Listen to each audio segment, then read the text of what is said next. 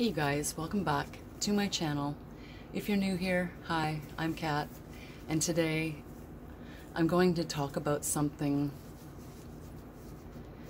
very taboo, probably the most taboo thing in women's health. So if you're squeamish about women's health, I suggest you not watch this video, but if you are curious, then just stick there because we're gonna get into it. I've run the risk of making myself out to be a complete idiot, but I think it's a risk I'm willing to take. I'm not trying to impress anybody. I have nobody to impress. I've been single going on 8 years. It'll be 8 years, February 14th or so. I've been single for 8 years. And I think that this topic has a lot to do with it, just for my own personal self-dignity. It's a very embarrassing topic, clearly, as it's taboo. Not a lot of people want to talk about this topic because it is highly, highly embarrassing. And no, it's not the period. Something worse. But it does involve the pads. I'm talking about female incontinence. I know not a lot of people want to talk about this topic, but it affects like 60% of us. So it's a topic that is highly embarrassing. We're almost 3 minutes into this, so I can tell you what my favorite saying is. And the reason why I probably keep myself single is because this saying is in the back of my head all the time. And it is, nobody likes a pissy pussy. Ain't that the truth? I wanted to make this video last night because I smoke. And when I'm outside smoking and coughing, the pressure of the cough makes me piss my pants all the time. So if I'm not protected, wearing one of these bad boys, I end up with a pissy pussy. And it's very unfortunate because I know that it happens to so many women and men. Like your urethra gets damaged, or like I have had pregnancies that's caused my pelvic floor to drop. I do have to go in for pelvic recorrective surgery, so I'm looking forward to that. And it all started back probably 18 years ago when I was pregnant with my youngest daughter. I had placenta accretia, and my doctor is the kind of doctor who doesn't like to diagnose symptoms and things like that. And placenta accretia wasn't really a wide known pregnancy complication until Kim Kardashian had it, and then it was kind of brought a little bit more into mainstream, but it's still it's like probably one of the least talked about pregnancy complications that you can have, and it's a death sentence, really. I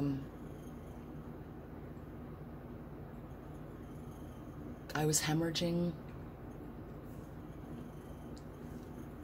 And I went to my doctor to discuss the complication with my doctor, and she just brushed me off. She was like 6'4" and a big woman. Like, she at that time was probably 220 and pushing out 14-pound babies naturally. So she was like, oh, you're tough. You can deal with that. You're just bleeding a little bit. So in my 3rd trimester, I had an ultrasound, and it wasn't spotted, it wasn't diagnosed then. So when I went to deliver my baby, the way placenta accretia works, that if you have a tear in your placenta lining, instead of the lining healing to itself, it healed to the lining of my insides. So when I delivered my placenta, it wouldn't come out. So she grabbed a hold of it and ripped it out of me, and left me there for a good 10 or 15 minutes. And then when she came back, I was 6 weeks premature too. So 6 weeks premature the baby was. She left me, and when she came back, they like push on your belly to see, like, say this is your belly, they like push your belly to see how tender or soft if your placenta and stuff's ready to come out. And when she pushed on my belly like that, she pushed down, and blood just like gushed out and all over the gurney and onto the floor. There was like a huge puddle of blood surrounding the bed. So she just like threw my baby at the dad and didn't say anything to him, wheeled me off to have an emergency blood transfusion. I had to have 4 units of blood put back in, and I had a D&C done at that time. And then that was it. I stayed in the hospital for 11 days being monitored, and after the 11th day mark, I was still bleeding, but not hemorrhaging anymore. So she let me go home and told me, you know, bleeding's natural with pregnancy, normal thing, bleeding. You can even use a tampon. Stuff yourself with a tampon. Totally fine. That's totally fine. Come on, you can do that. It's fine.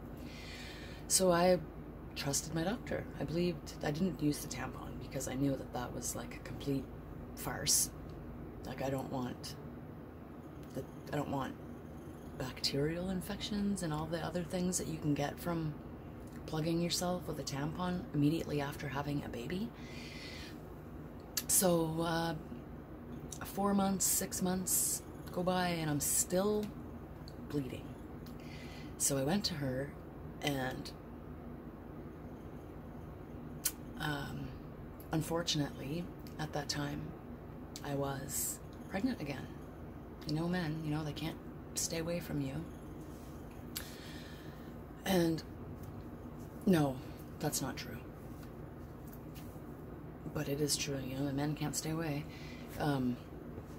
During those 6 or 8 months, I was bleeding and doing all that stuff.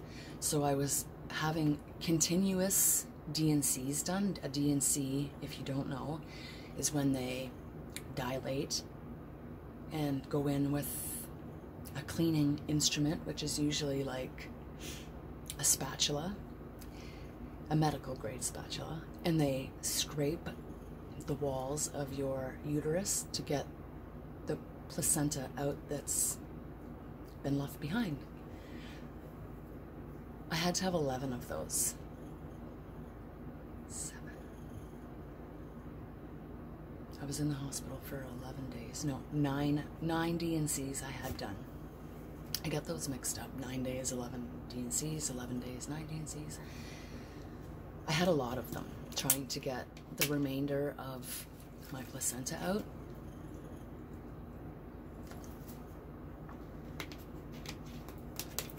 And during that time,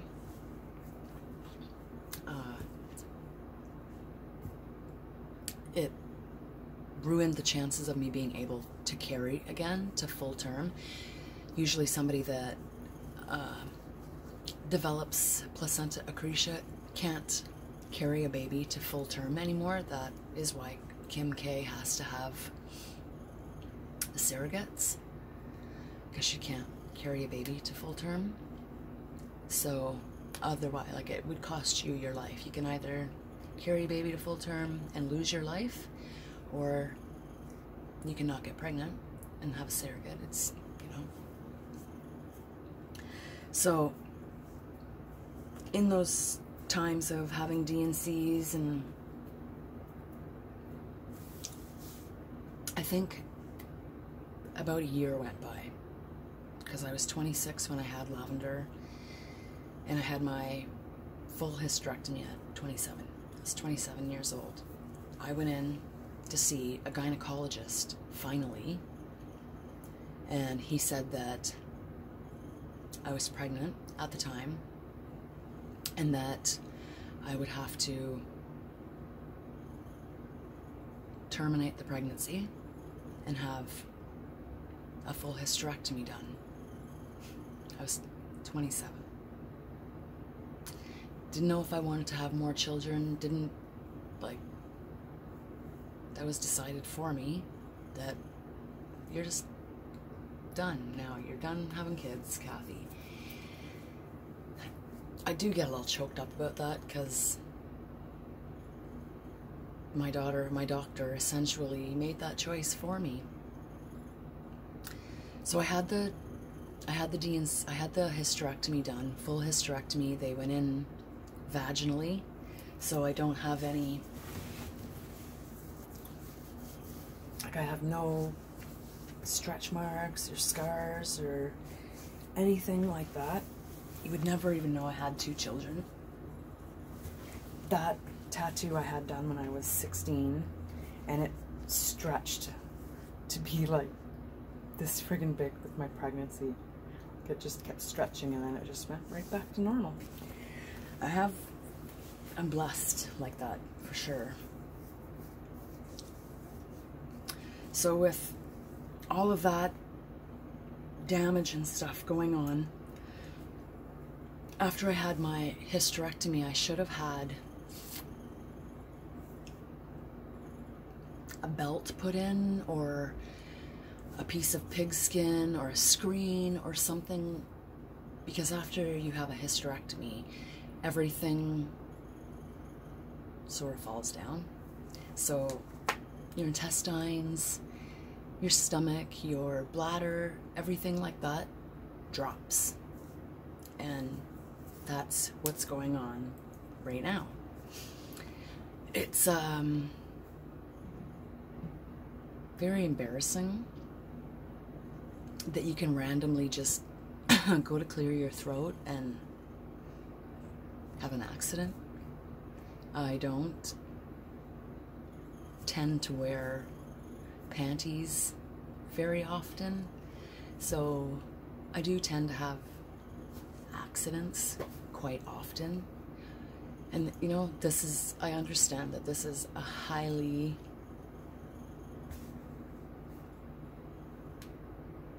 taboo subject. It is embarrassing. It's embarrassing for me.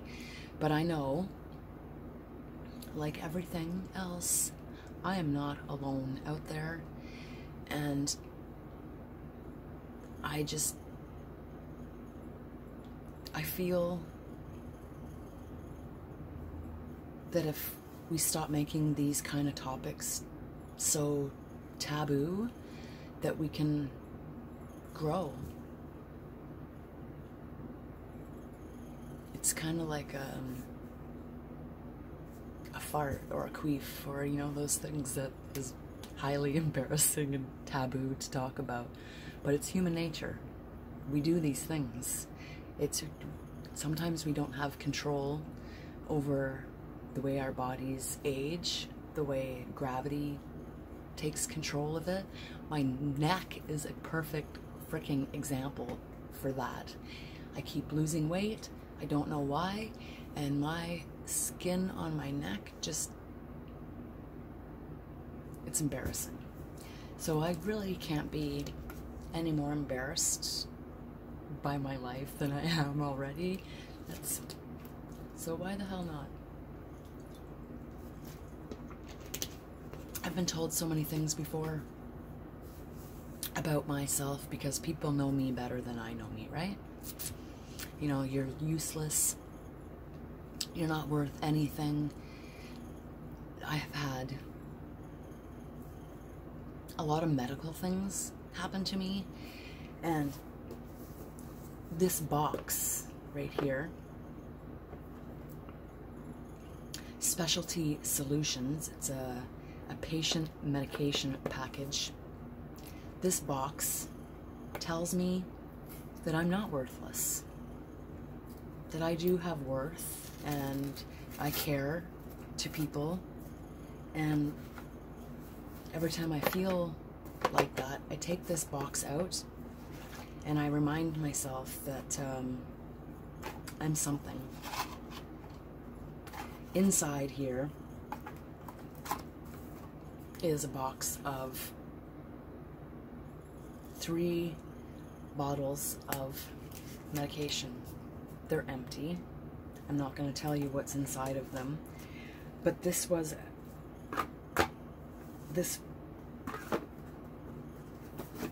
inside this box was a 14-week supply to make me better. I was ill before. I had a severe liver disease, and I was dying. I was dying. I had stage 3 fibrosis of the liver, going into cirrhosis of the liver. My liver was really bad. I was dying. And that medication saved my life. So when people tell me that I'm not worth anything, that I'm useless and no good for anything, this box tells me different. Inside that was $80,000 worth of medication that saved my life. So nobody has the right to tell me that I'm not worth anything. I'm junk, I'm trash, because I know I'm not. And I know that even if it's very taboo and embarrassing, health matters matter. Maybe, sorry.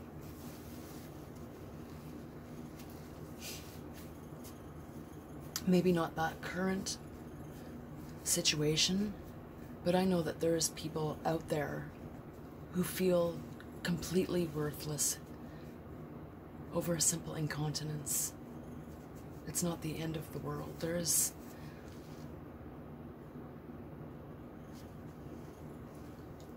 It's nothing. Really, it's nothing. There's so many worse things out there than a pissy pussy. I know that it is embarrassing. It's a very embarrassing topic to talk about. But it happens. Men, women, children pee the bed. Like, it's just... I might be the laughing stock of the whole land of YouTube, and, you know, even on Instagram, Twitter, wherever people find me. But I'm raising awareness by just normalizing incontinence. It should not be taboo, because it is so prevalent amongst us. And yet it's joked about and snickered at and laughed about, when usually it's not anything that anybody can avoid. Maybe it would be different if I wasn't already talking to a urologist and getting it figured out. But I am, and it might be keeping me single for now, but I have a lot of life left to live, and I have a lot to give. I don't want anybody to feel like I'm ruined or washed up or wasted away or useless, because just because I have a pissy pussy right now doesn't mean I'm gonna have a pissy pussy forever. So just wipe it and keep moving, right? I'm gonna get a t-shirt made that says nobody likes a pissy pussy, and I'm gonna wear it proud, because in life, if you're a pissy in general, nobody likes that. And I mean pissy like you're in a bad mood all the time. You know, grumpy, you're pissy. I'm pissed off. Pissy attitude. Nobody likes a pissy pussy. That's the end. That's everything. My nose is running from crying. So I hope that I shed light on a little bit of that situation for somebody, made somebody's day, made you laugh, made you think. Because if you are dealing with that as well, you're not alone. Think of it as it's not the end of the world. It happens to so many people. And if you need to talk, you can always reach out to me. You can find me on my Instagram channel. It's KatieCat077. And TikTok, it's KatieCat777. And on my Twitter, it's just Brash #1. Why? Because there can only be one of me. All these shenanigans, I don't think that anybody else could manage. So yeah, love you guys. And if you see me wearing a t-shirt that says, nobody likes a pissy pussy, now you know why. Oh, I cracked myself up. Love you guys, and I'll see you in my next video. I might regret this video. No, I'll see. People be like, pissy pussy. Nuts. Oh well, that's life.